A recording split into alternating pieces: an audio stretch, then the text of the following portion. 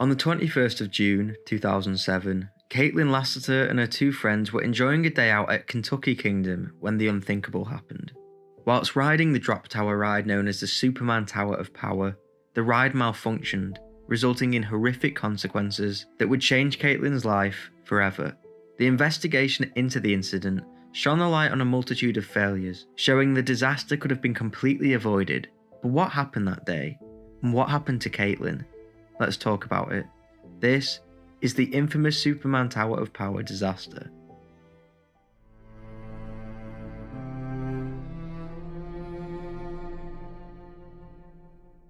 Kaitlyn and her family resided in Germantown, Kentucky, around 2.5 hours from Kentucky Kingdom. Germantown is a neighborhood in Louisville known for its German heritage and quaint urban setting.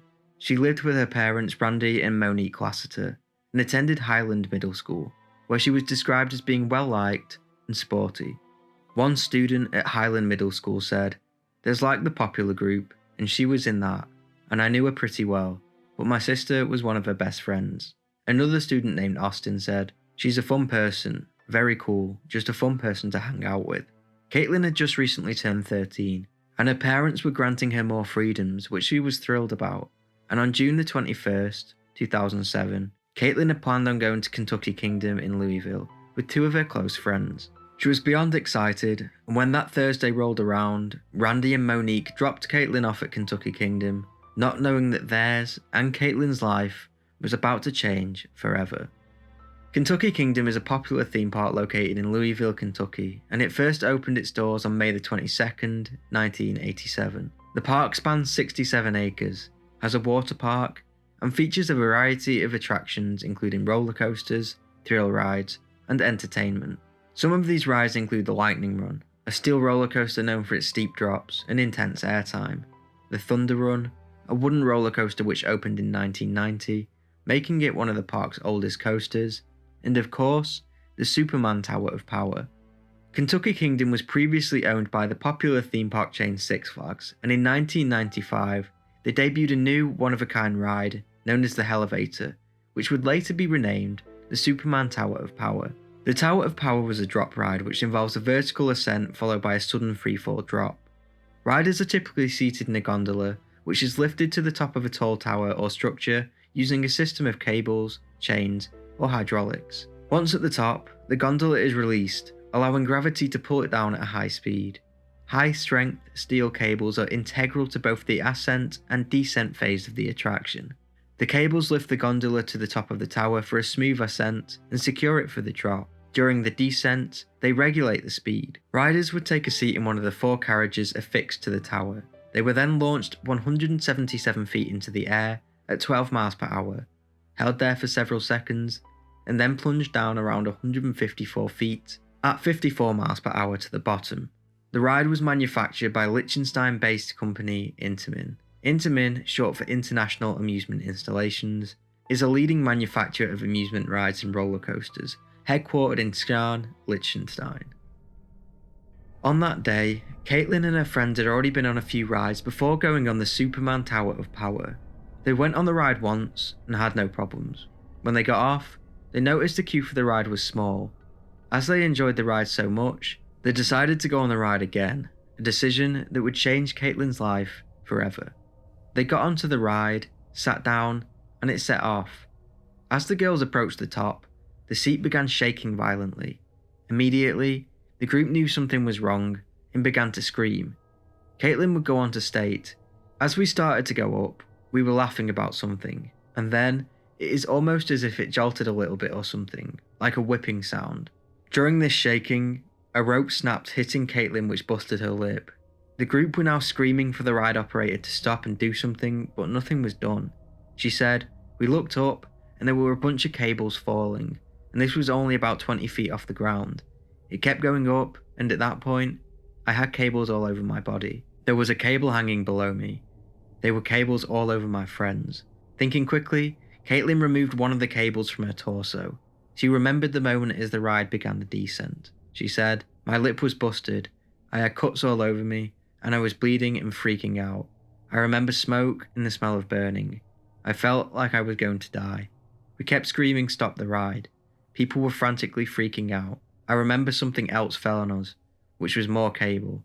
We even had cables around our necks, and we pulled them off. Something hard hit our head, and then we dropped. During the fall, one of the ropes had wound its way around both of Kaitlyn's feet. This shattered her left femur and severed both of her feet as they plummeted to the bottom.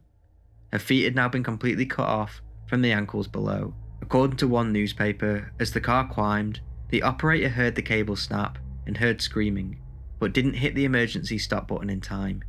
He hit it just before their descent, meaning that the locks on the ride were now stuck in place, which meant that Kaityln was now trapped in her seat. Emergency services were on the scene almost immediately, and once she was taken out of the seat, she was transported to UL Hospital. Kaityln was in a bad way, but she was stable. At the hospital, the doctors were able to reattach Kaitlyn's right foot, but her left foot was too badly damaged to restore and had to be amputated below the knee. Miraculously, Kaityln survived.